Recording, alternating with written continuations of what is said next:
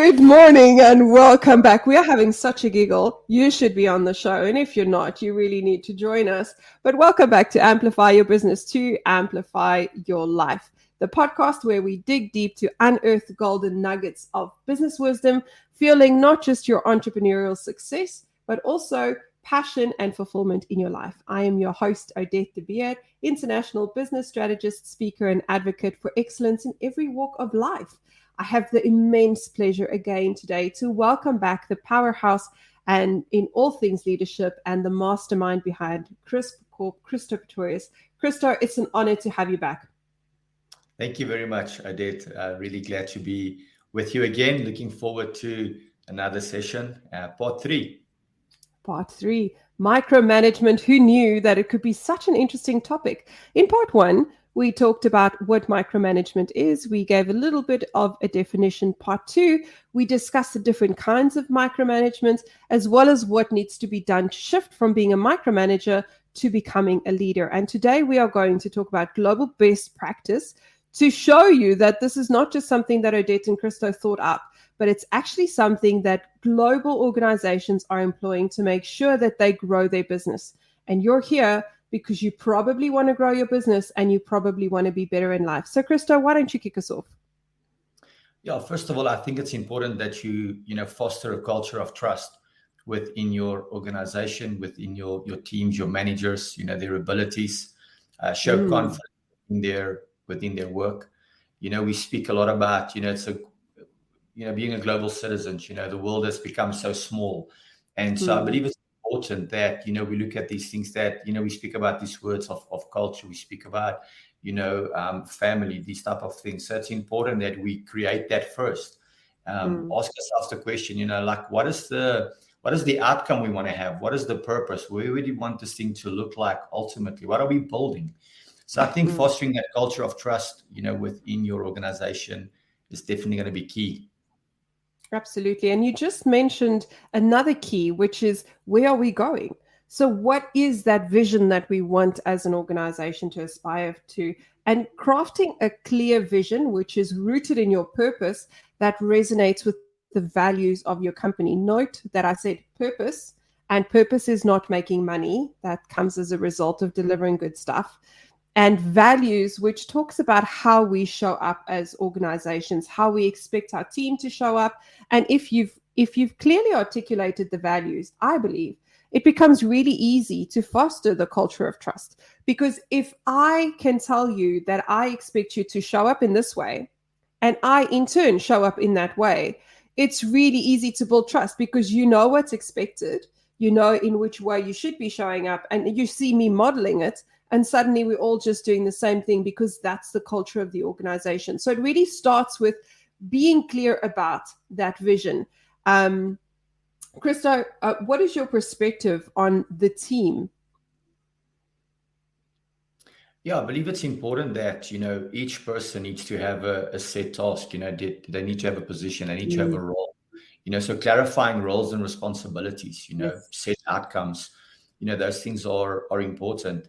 My background, well, maybe it's more than background. It's years ago. I used to be involved in sport. I really enjoy sport. I think the great thing about sport is the teamwork aspect that comes along with that. You can't be great on your own. You need people around you, and so there's camaraderie. Within a team. There's responsibilities. There's positions. There is people that have different competencies within a team. And to see those things come together, is absolutely, incredible to have a group of different people, different background, different ideas, and you can, harness them around a set goal and vision and see that become, successful. It's almost like an orchestra to see how they can take all these different instruments and different people and produce this incredible sound, this incredible production. So team for me is really about, knowing those different components that fits in the bigger picture. Absolutely. And of course, connected to your team is creating a growth and development plan to empower your team. So one of the little hacks I would recommend that every leader in every organization, regardless of the size, does is create a matrix of your employees and their skills, as well as the skills that's necessary in your organization, and plot your team against that matrix. So plot, where does each one of them sit? What skills do they have? What skills do they need to develop to grow in their current role? Also have a conversation around how they would like to grow. Perhaps what they're doing now is not actually what they want to do, and they could serve your organization better because they have a passion for something else. The key is for you, again, as Christo said before, is for you to understand your players. And it helps if you've got a format or a structure around that. So creating that matrix so that you know who's got what strengths and where do they need to develop, so that you know where to invest. Because we always talk about investing in our team and developing them and growing them and empowering them through training. But how do you train them? And in what do you train them? That starts with knowing who they are and where you want to go. And where you want to go, guys, it sits in your vision. If you don't have a purpose, if you don't have a vision, you're going to be employing people who you will then empower in skills that won't necessarily support the growth of your business. You'll be very vanilla because you're doing what you hear everyone else doing. And then there's another very interesting one, which I'd love for you to explore, Christo, and that's creating a culture of resilience and agility. Yeah, that's quite powerful. You know, you need to be resilient to live in this world, to live in this society that we currently have. You know, and resilience, you know, it's going to come from the challenges that you have faced. You know, I believe in society as well today. You know, people want things to happen easily. We don't want to work for stuff. You know, things must just, you know, take place. But it's not going to happen. You know, you need to be resilient. You need to push through. You need to have determination, you know, within you. If I look once again at sport, the harder you train, you know, the better you're going to perform. Yes. We always had this saying, you know, the way you practice is the way you play. And so if you're going to play around during practice, then you're not going to perform that well on the day. And so, you know, resilience is important for me. Agility, you have to be agile. You can't just want to stick to, you know, the norms and how things used to be. Once again, we live in a society that things are changing rapidly. And if you're not going to be agile in your thinking, if you're not going to be agile in your ability to work, you know, in your competence, you're really going to be found wanted. So those are two very important aspects, you know, within your team. Absolutely. So the next area which I'm a little bit passionate about is leading with integrity and authenticity. Now, I want to clarify what integrity is. In my mind, integrity is not honesty, because honesty is honesty. Integrity is doing what you said you would do when you said you would do it. Integrity in that sense, with that definition, means that people can trust you, means that you can trust you. When we have integrity, we are consistently doing what we said we would do when we said we would do it, which means our teams know what to expect. When you have a child, which Christo you have and I've got, you will note that your child will ask you a million questions. And all of those questions, most of the time, where do we go? Where are we going? What are we doing? How? All of that is to help them create an understanding about what to expect. That's all they're asking. They want to know what to expect, because when they know what to expect, they know how to respond. They know what they need to wear when they go out. They know how long they'll be out. Will there be an opportunity to play a game on my iPad? Do I need to bring my iPad with? Or are we going to walk next to the beach and we're taking the dog for a walk? All of those things, those questions are not because they're trying to irritate you. It's because they want to understand what to expect. And when they know what to expect, they are able to respond. One of the things that helps your team know what to expect is for you to be acting in integrity, doing what you said you would do when you said you would do it, and then showing up authentically as you. I am by nature a control freak, and I make no mince about it. Like, I know that. So when I meet people, I'm not going to lie and say, oh, no, I'm not a control freak at all. You just do. No, I'm going to tell you, look, I like to be in the detail. I like to know what's going on, and I like to be in control of things. So I'm going to give this to you, and I want to tell you how important this is to me. When I do that, I show up authentically. I was talking to a friend of mine yesterday, and we were talking about children's ministry and getting involved in children's ministry and getting involved with people. And I said to her, you know what, I actually don't like kids. I don't like other people's kids. I like my kids, but I'm honest about it, right? So I'm not going to lie and say I want to go and work in a creche. I'm not going to lie and say I want to take on 50 million kids. I don't want to do those things. I like my kids. But you know what? There are people who love kids, who love being around kids, and they will serve those kids with compassion and with passion because that's who they are. And there's nothing wrong with it, guys. We need to stop being, micromanagers are bad. No, there's a reason why they're micromanagers. And if you missed why people micromanage, I suggest you go to the previous podcast because we did discuss why people micromanage. But be authentic about it. Don't lie. Yes. If you're worried about the details, say, I am really worried about the detail. Equally, sometimes some detail is more important than other detail. Then say, guys, this report is important because it's going to help us make a decision in our business. Do we spend the money or not? Be open about it, guys. Don't be the secret society. That's horrible. I heard this quote many years ago from a business person and a friend. He said, integrity is what you think, what you say, and what you do is in alignment. Yes. And that's what you also say is to show up, on time in the way that you said you're going to do it. So integrity is vitally important. John Maxwell said this years ago. His publisher asked him to write a book on business ethics. And he said, no, I need some time. And he came back to them and he says, you know what, I've realized that there's no such thing as business ethics. And the publisher is like, what are you talking about? There's so many scandals taking place in business and so many fraud and things, like, we need this. He says, no, I've realized there's no such thing as business ethics. And the guy just kept on saying, but it's not possible. And then John Maxwell said it this way. He says, there's no such thing as business ethics. There's only ethics. You either have it or you don't. And thinking about being authentic and, having integrity, it's that old saying, how we do one thing is how we do everything. And so we need to show up in the best possible way. And the only way you can do it is to be who you are. Like you said, yes, we can work on polishing, just like, this is who I am. I'm just going to be a control freak. There's a way that you can obviously manage that and polish that. I truly believe that we need to have these characteristics that you are speaking about.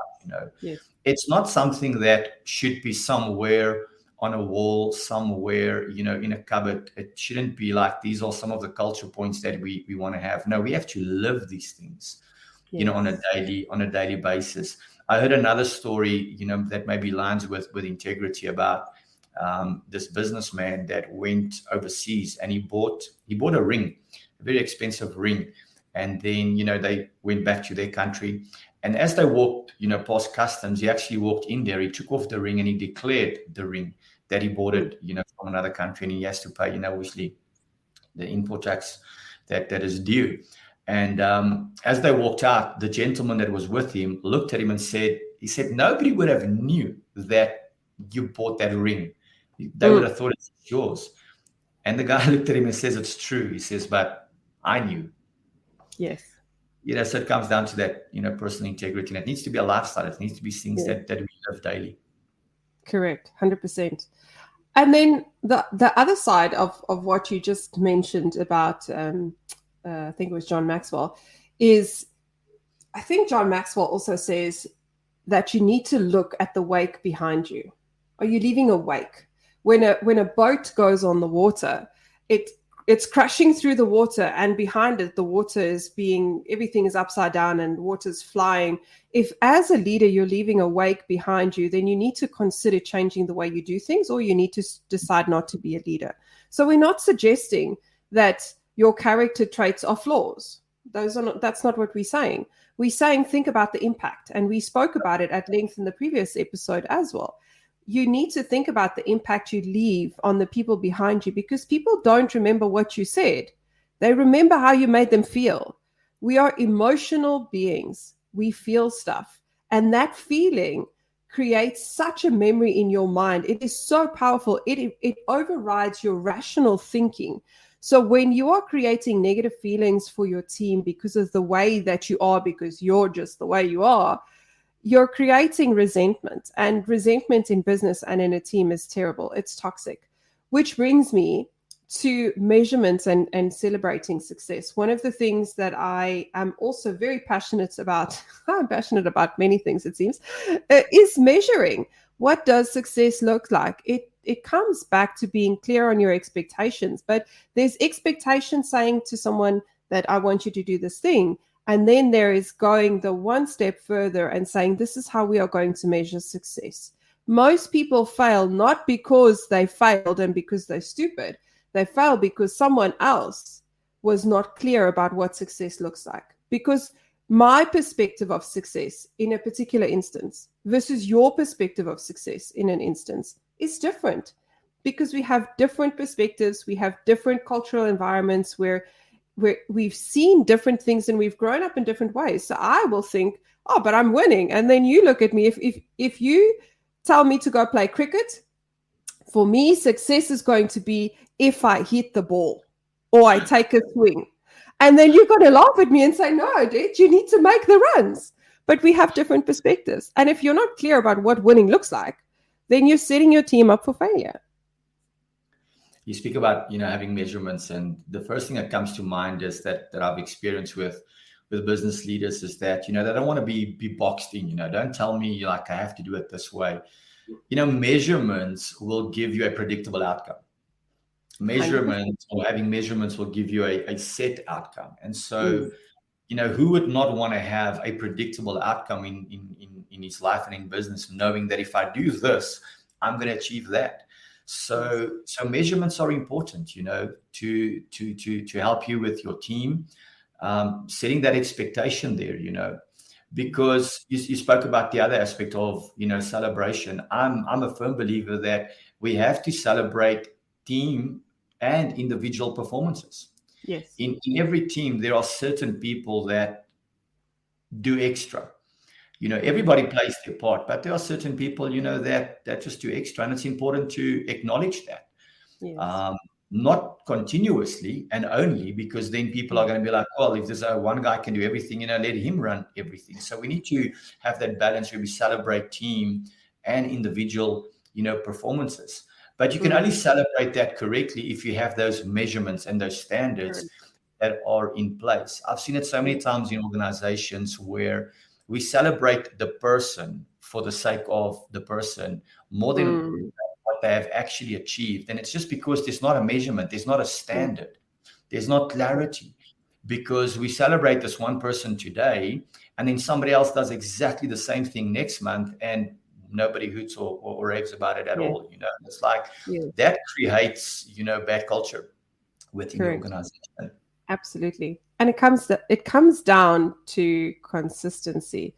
So clarity, accountability, consistency. If we don't have measurement, we cannot be consistent. And your customers are buying from you because they expect a consistent result. You can't replicate the result if you don't have the measurement. We have to be and also your team won't trust you if you're not consistent. You can't build relationships if you're not consistent. It's all of these things that all fit together very neatly. It's very cute how it fits together. I really appreciate that. But it's about showing up consistently. It's about not being perceived as being unfair, because if you don't have the measurement, then you can't show up consistently. And then you can't show your team that you care. And then it looks like you're being unfair or that you've got favorites. That's not the case necessarily. You don't necessarily have favorites, but the one person made more noise than the other. And because you don't have a system in place to measure the noise or to measure the actual result, you did not recognize the other person who also actually excelled. And that creates resentment in the team. Now your team's no longer gelling together and you don't understand why this person's not helping out because they're upset. It's because you weren't consistent and you didn't have the system to support your consistency. I can already hear there's some entrepreneurs or business owners like shouting out, but what about freedom? Where's freedom? Where can I do? Where can I just be myself? I'm thinking about this. My grandmother, when she was still alive, she enjoyed baking, and she had so many recipes and so many great products that she always baked for us. And she had the recipe that was written down. There was measurements. You need to have so many eggs, you need to have so many flour, so many teaspoons of salt. And so she would give me this recipe that was literally everything was written down. But then when she made the product, she would just go to the fridge, take out some eggs, take the flour, and she would just throw the things in. I was like, but why aren't you measuring it? Because she's done it so many times that it's ingrained within her that she almost knows to the exact. And you spoke about systems, and you spoke about consistency. And if you consistently implement those systems and those things, it's going to become so second nature and so natural to do it that it's going to feel like you will not feel like you're going to have that freedom then. Correct. But you need to do it consistently over and over and over. Yeah. I said this previously, is that the difference between a professional and an amateur does something until they get it right. A professional does it until they don't get it wrong. And so all that we need to do is create an environment where we can continuously and consistently do something until we don't get it wrong. Absolutely. That is such a powerful note to end up on. Do it until you don't get it wrong, guys. I personally have some work to do in that sphere. And I know some of you do too, because we are not all perfect. So the gist of today's conversation is that leadership is about more than just a style. It's a philosophy that engages the heart, the mind, and the hands of every team member. By applying international business strategies that's been proven by global companies, so we know it works, you can reshape your organization culture and you can raise resilient, world-changing teams. It's about creating the environment where everyone feels connected to the grand purpose, where creativity is able to flourish because you've got the systems and structures that make sure that everyone knows when they're supposed to move, and you're creating a choreographed dance. So it's not just a one step, it's about a journey to become better today than you were yesterday. So if you enjoyed today's episode, like our podcast, subscribe, and remember to share it with somebody. Don't hoard this information to yourself. Christo, thank you so much for joining us again today. To everyone else, we'll see you next time. Bye-bye.